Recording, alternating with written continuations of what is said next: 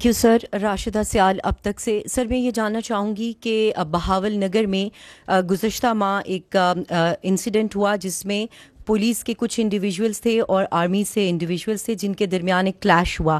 اس کو social media پر اور مختلف پلیٹ فارمز پر یہ رنگ دیا گیا اور یہ تاثر دیا گیا کہ یہ دو ریاستی اداروں کے درمیان تضاد ہے اور کلیش ہے. اس کے حوالے سے ایک JIT اور انکوائری بھی آرڈر کی گئی تھی. اگر آپ ہمیں اپڈیٹ کر سکیں کہ اس انکوائری کی فائنڈنگز کیا آئی ہیں، اس پہ آپ کے کامنٹس چاہیے. شکریہ. دیکھیں، بہاول نگر میں ایک افسوسناک واقعہ پیش آیا، لیکن اس کے فوری بعد جو پولیس آفیسرز تھے وہاں پہ اور جو سیکورٹی آفیسرز تھے انہوں نے اس کو ایمیکیبلی ریزالو کیا. یہ واقعہ، یہ جو آپ سوال کر رہی ہیں، اس کی وجہ یہ ہے کہ اس واقعے پہ ایک پروپیگنڈا کیا گیا، اس پہ بہت سا جھوٹ ڈالا گیا، and that is part of the on going ایک جو پیٹرن بن چکا ہے کہ فوج سے ریلیٹڈ کوئی واقعہ ہو جائے تو اس پہ پروپیگنڈا کرو، اس پہ جھوٹ کرو اور اس پہ بدنام کرو. اس طرح تو that is why it became so much hype. Punjab حکومت نے اس پہ امیجیٹلی ایک، جس طرح آپ نے خود ذکر کیا کہ ایک پولیس آفیشلز پہ، سیکورٹی آفیسرز پر مشتمل ایک مشترکہ تحقیقات کا آغاز کر دیا ہے تاکہ حقائق سامنے آئیں اور جو ذمہ دار ہیں ان کا تعین کیا جائے، اور وہ پنجاب حکومت ہی اس سے آگاہ کر سکتی ہے کہ وہ تحقیقات اور اس کے حقائق کی طرف سے. جو point important to understand here is کہ دیکھیں، جو یہ دہشت گردی کے خلاف اور انلیگل اسپیکٹرم کے خلاف جو یہ جنگ پاکستان لڑ رہا ہے، اور کوئی سالوں سے نہیں، اب دہائیوں سے لڑ رہا ہے، اس میں فوج کے ساتھ قانون نافذ کرنے والے اداروں میں پولیس کا ایک بڑا اہم رول ہے، اور پولیس فوج کے ساتھ شانہ بشانہ کھڑے ہو کے وہ یہ جنگ لڑ رہی ہے. ان کی بہت قربانیاں ہیں، وہ فرسٹ لائن ہے جو کہ گلیوں میں، محلوں میں کرمنل مافیا کے اگینسٹ، دہشت گردی کے اگینسٹ کھڑی ہوتی ہے. آپ ادھر سے جائیں پنڈی میں تو آپ کو شہدائے پولیس کی ایک لائن نظر آتی ہے دیواروں پہ لگی ہوئی. تو یہ جو ملک دشمن عناصر ہیں، یہ ہمیشہ سے اس کوشش میں ہوتے ہیں کہ افواج پاکستان اور قانون نافذ کرنے والوں میں رخنہ اور دراڑ ڈالی جائے، and they are on look out for such small events. تو ایونٹ تھا افسوسناک، it was resolved in a very amicable manner. اس کی انکوائری ہو رہی ہے تاکہ فیکٹس بھی ہوں، ذمہ داران کا تعین بھی ہو. پرابلم جو سا ہے اس کے اوپر جو جھوٹ اور ٹاکسک پروپیگنڈا پھیلایا جا رہا ہے، جس پہ ہم میرا خیال ہے کھل کے پہلے ہی بات کر چکے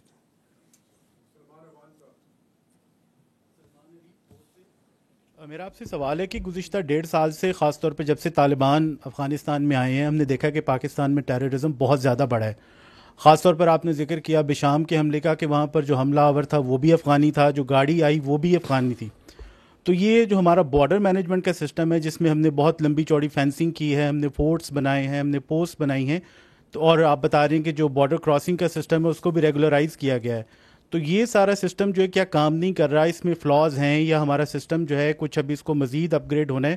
تو جو بارڈر مینجمنٹ کا سسٹم ہے، جو فینسنگ ہے، یہ ٹیررسٹ کو، انفلٹریشن کو کیوں نہیں روکنے پا رہی؟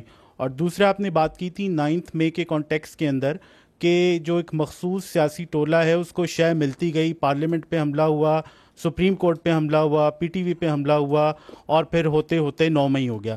آپ نے شے دینے کا ذکر کیا، تو اگر جوڈیشل کمیشن بنتا ہے تو آپ آئیڈینٹیفائی کریں گے کہ وہ شے دینے والے کون تھے، اور شے دینے والوں کو بھی کیا سزا ہونی چاہیے؟ Thank you. Let me first come to the Afghan, جو آپ نے بات کی بارڈر پہ ٹیررزم کیوں بڑھ رہی ہے. دیکھیں، پاکستان اور افغانستان کی جو سرحد ہے یہ 2611 کلومیٹر پہ محیط ہے.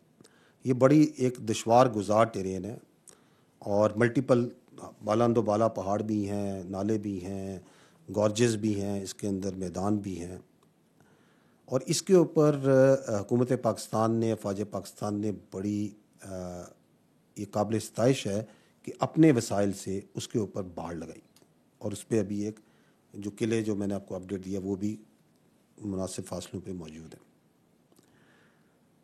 اور اس کی جو ڈویڈنڈز ہیں وہ یقیناً لیے جا رہے ہیں، because that helps to control the movement also. آپ کو میں نے جس طرح بتایا کہ کچھ عرصہ پہلے افغان جو ٹیررسٹ آئے تو جب وہ باڑ کو کاٹ رہے تھے تو دے ور انگیجڈ، اور وہ وہاں پہ دہشت گرد جو سے ساتھ جو سے وہ ادھر ہی انگیج ہوئے اور مارے گئے، بیکاز وہ ایک بیریئر بن جاتا ہے. پرابلم یہ ہے کہ افغانستان کی طرف سے، جیسے آپ نے خود بھی کہا کہ جب سے انخلا ہوا ہے نیٹو فورسز کا وہاں پہ جو ٹی ٹی پی کو فیسیلیٹیشن ہے ٹیررزم فیسیلیٹیشن ہے بڑھتی جا رہی ہے. تو that is why more and more وہاں پہ جو ہے وہ تشکیلیں جو سی آتی ہیں. لیکن بارڈر مینجمنٹ جو سی ہے نا, اگر آپ یہ دیکھیں کہ کسی بھی دو ممالک میں یہ کبھی بھی فول پروف نہیں ہو سکتی. آپ امریکہ اور میکسیکو کی اگزامپل لے لیں. امریکہ کے پاس تمام وسائل ہیں, ٹیکنالوجی ہے, لیکن سٹل جو ان کا بارڈر ہے اس کو وہ یہ نہیں, وہ خود بھی کلیم نہیں کرتے کہ وہ جو سا وہاں پہ کوئی انلیگل کراسنگ یا موومنٹ نہیں ہوتی یا کوئی اسمگلنگ نہیں ہوتی. ٹھیک, تو یہ ضروری نہیں کہ you have all you put the walls also, اور آپ نے وال بھی کھڑی کر دی, آپ نے ٹیکنالوجی بھی ساری لگا دی, ساری مانیٹرنگ بھی لگا دی, سینسر بھی لگا دیے, تو پھر بھی موومنٹ انلیگل ہوتی ہے. دوسرا یہ ہوتا ہے کہ جو بارڈر ہوتا ہے یہ اس کی مینجمنٹ میوچل ہوتی ہے, دو یک طرفہ نہیں, یہ دو طرفہ ہوتی ہے. دونوں ممالک کے درمیان جو بارڈر ہوتا ہے وہ both have to invest themselves, اور بوتھ کی کمٹمنٹ ہونی چاہیے کہ اس بارڈر کو کی سینٹٹی جو ہے اس کو ہم برقرار رکھیں گے, وہاں پہ اسمگلنگ نہیں ہونے دیں گے, وہاں پہ انلیگل موومنٹ نہیں ہونے دیں گے, صرف کراسنگ پوائنٹ سے ہی ہیلپ ہوگی. جبکہ پاکستان تو ایک طرف اس میں بھرپور کوشش کر رہا ہے اپنے وسائل کے مطابق, لیکن دوسری سائڈ پہ اس طرح نظر نہیں آ رہا. بلکہ انفارچونیٹلی کبھی کبھار تو شواہد ملتے ہیں کہ وہاں سے اسمگلنگ کو اور جو دہشت گرد ان کو فیسیلیٹیٹ کیا جاتا ہے موو کرانے میں. اور تیسرا جو ایشو ہے وہ یہ ہے کہ دیکھیں, other than this border there are crossing points. Decade سے جو ہمارا اور افغانستان کا جو موومنٹ کا طریقہ تھا وہ انفارمل تھا. یہ اب سیکورٹی ایجنسیز نے اور حکومت نے جو سا ہے بڑا فرملی اس کے اوپر جو دنیا کا مروجہ طریقہ ہے پاسپورٹ کا, ویزا کا, ون ڈاکومنٹ رجیم, اس کو لاگو کیا ہے. دوسری طرف سے اس پہ تحفظات ہیں افغان عبوری حکومت کی طرف سے, لیکن ہمارا پوائنٹ یہ ہے کہ یہ this has to be as per جس طرح پوری دنیا کے بارڈرز میں ہوتا ہے. ہم نے اس کو ایک نارمل بارڈر بنانا ہے. یہ تو نہیں کہ کوئی آ جائے ادھر اور بعد میں وہ علاج کے لیے آئے اور بعد میں پتہ ہی نہیں چلا وہ کدھر چلا گیا, یا وہ کسی اور وجہ سے آئے اور کوئی پتہ ہی نہیں کہاں چلا گیا. تو پاسپورٹ ہونا چاہیے, اس پہ ایمبیسی میں جس طرح ویزا لگتا ہے اس کی وجوہات ہونی چاہیے, کیوں ویزا لگنا ہے, کتنے دنوں کا لگنا ہے. تو دیٹ ون ڈاکومنٹ رجیم جو ہے وہ بڑا امپورٹنٹ ہے پلیس کرنا, اور وہ پلیس کیا جا چکا ہے, اور بتدریج اس نظام کو امپروو بھی کیا جا رہا ہے. اینڈ اندر ریزن از کہ دیکھیں پاکستان میں افغانیوں کی ایک بہت بڑی تعداد آلریڈی موجود ہے. میں نے آپ کو فگر دیا کہ جب سے یہ سیکورٹی ایجنسیز نے اور حکومت نے یہ مہم چلائی کہ اللیگل افغانس کو نکالیں, تو اس کے بعد سے ہم تقریباً 5,63,000 سے زائد افغانیز کو وہاں سے جا چکے ہیں, پاکستان جا چکے ہیں, لیکن ابھی بھی لاکھوں کی تعداد میں یہاں موجود ہیں. پروف آف وہ ریزیڈنس ہے, افغان سٹیزن شپ اسٹیٹس ہے, مختلف اسٹیٹس میں اللیگل بھی ابھی موجود ہیں. تو یہ اس کے اوپر بھی جو سا ہے ان کے سرویز ویئر آر دے, اور وہ کسی اور ملک کی طرح نہیں یہاں پہ پھیلے ہوئے ہیں, مختلف شہروں میں پھیلے ہوئے ہیں. So there are multiple issues.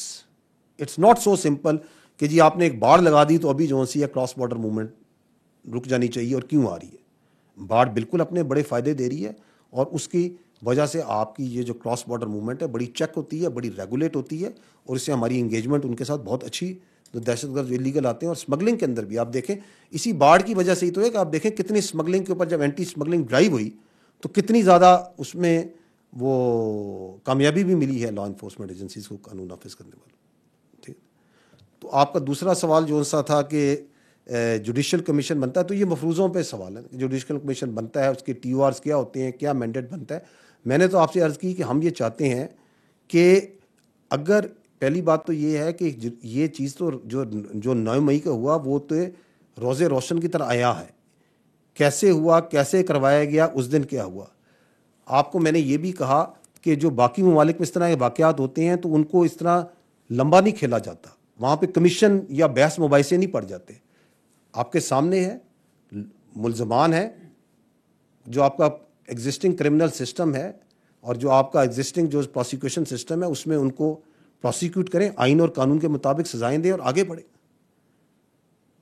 اس میں ابہام کیا, اگر جوڈیشل کمیشن بنانا ہے تو پھر اس چیز پہ بنائیں کہ یہ دن ہم پہنچے کیوں ادھر, یہ ہو کیسے گیا, یہ بڑی یونیک چیز ہے, دنیا میں کس ملک میں ہوا؟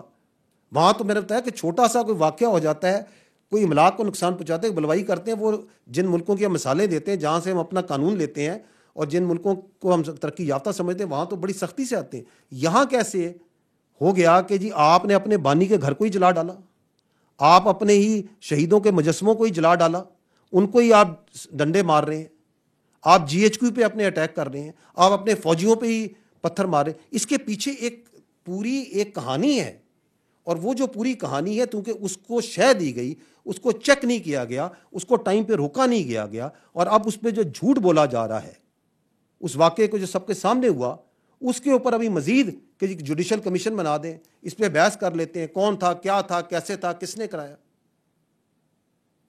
تو میں تو یہ عرض کر رہا ہوں کہ اس کا کوئی فائدہ نہیں ہے. لیکن اگر بنانا ہے then go back, then find out کہ یہ کس طریقے سے یہ برائی یہاں تک کیسی پہنچی.